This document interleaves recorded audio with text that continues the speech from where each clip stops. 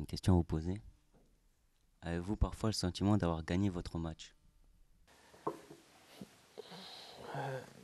Alors si la question c'est de savoir si je suis content à la fin de mon match, de ma prestation, moi je me fixe deux objectifs dans un match. Le premier, de ne pas influencer le résultat du match. Pas influencer le résultat final du match. Et de protéger les joueurs. Éprouvez-vous du plaisir quand vous arbitrez?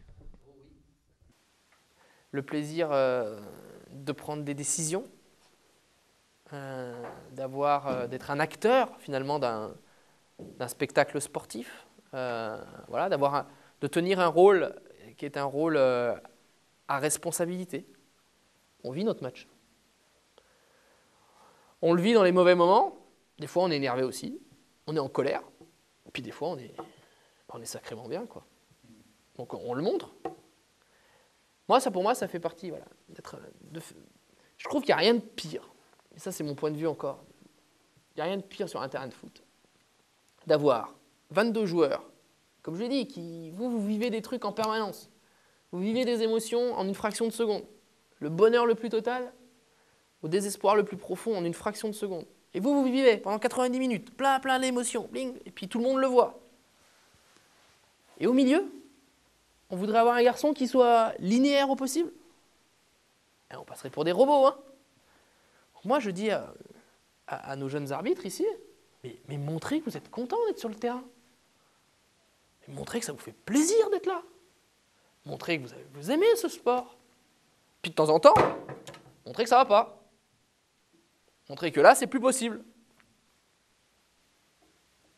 Montrez que vous n'accepterez pas ce genre de choses. Et puis 3 minutes après, montrez de nouveau que vous êtes content.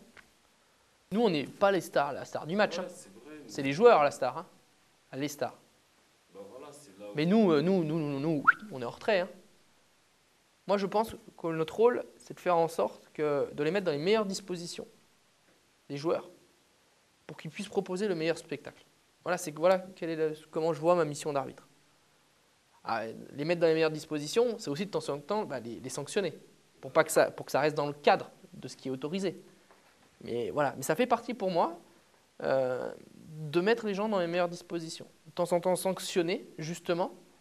La sanction, elle doit aider aussi à faire en sorte d'avoir le meilleur spectacle sportif. C'est comme ça que je vois ma mission, mais certainement pas. Moi, qu'on me regarde, je n'ai rien à faire qu'on me regarde. Hein. Qu'on regarde les joueurs, c'est eux qui créent le spectacle. Vous avez déjà fait arbitrer un match où il y avait de l'enjeu et vous avez, avant le match, vous avez eu la pression, vous vous sentez pas bien? Pas cette année, mais l'année d'avant, j'avais eu la chance d'être désigné pour arbitrer la finale de la Coupe de France entre Paris et Lille. Ça se passait au Stade de France. Il y avait 80 000 personnes. Le président de la République, les télés, etc., etc. Ouais, il y avait de la pression. Ouais. Et ça fait un nœud dans l'estomac. Mais à chaque match. Hein. Comment faites-vous pour garder votre calme quand des joueurs viennent vous crier dessus? C'est une bonne question, ça. Ça, c'est des choses qu'on travaille quand on fait des cours sur la gestion des conflits, des choses comme ça.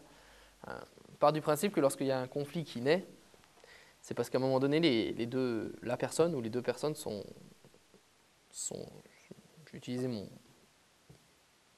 ma phrase, ils sont chauds bouillants. Et il y a beaucoup d'émotions qu'on a du mal à contrôler. Et c'est d'ailleurs pour ça qu'arrive le clash. C'est parce qu'à un moment donné, on ne trouve peut-être plus les mots pour discuter. Et puis quand on a plus les mots qui viennent à la bouche, on utilise autre chose pour se faire comprendre. Et c'est les gestes, c'est l'intonation de la voix qui monte. Et on ne maîtrise plus beaucoup là. Et si moi au milieu, pour ramener le calme, j'ai deux solutions. Soit je me mets à leur niveau d'excitation pour essayer d'entrer dans le dialogue, soit j'essaye de parler plus bas. Je pense que le calme amènera forcément le calme en face de nous. Et des fois, sans mots. Simplement, lorsque vous avez quelqu'un qui est énervé comme pas possible, et simplement vous le regardez calmement, eh ben, le thermomètre il va baisser. Donc souvent, il ne faut pas dire grand-chose. Simplement rester calme. Et par contre, 3-4 minutes après, en tout cas moi c'est ce que j'essaie de faire, 3-4 minutes après, essayez de repasser à côté du joueur. Là, le thermomètre il sera redescendu. Moi, j'aurais déjà pensé aux mots que je vais utiliser pour lui expliquer peut-être ce qui s'est passé ou comment j'ai vu la situation. Et là, à ce moment-là, on pourra rentrer en communication. Mais sur l'instant, au moment où c'est bouillant, on ne peut pas faire grand-chose. Moi, je me souviens, c'était un match où il y avait un joueur qui fait un énorme tacle. Alors, heureusement, il passe à côté du joueur. Mais un truc de boucher, quoi. Il passe à côté du joueur. Et là, j'ai essayé de rentrer en communication et j'étais chaud bouillant comme lui. Hein. On était à 4-5 mètres là.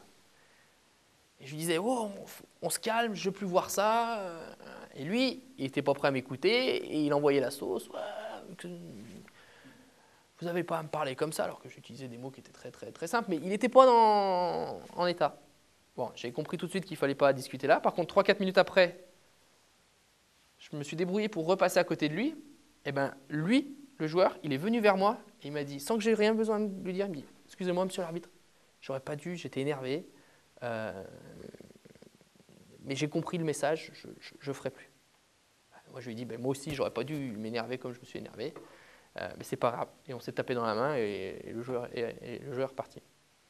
Oui, ça a rien créé parce qu'après, la personne en face, elle crie plus fort et après. Ah ouais, parce qu'on veut se faire entendre. Donc après, ça monte, c'est le millefeuille. Hein. Puis à un moment donné, ça explose. Hein.